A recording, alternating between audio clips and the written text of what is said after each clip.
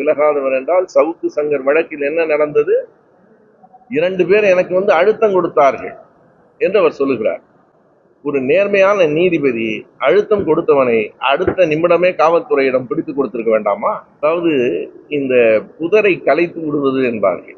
அந்த வேலையை இன்றைக்கு நீதிபதி சுவாமிநாதன் செய்திருக்கிறார்.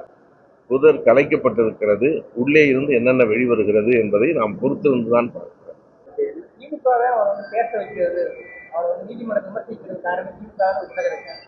அப்படியானால் திமுக மீது நடவடிக்கை எடுக்க சொல்லுங்கள்.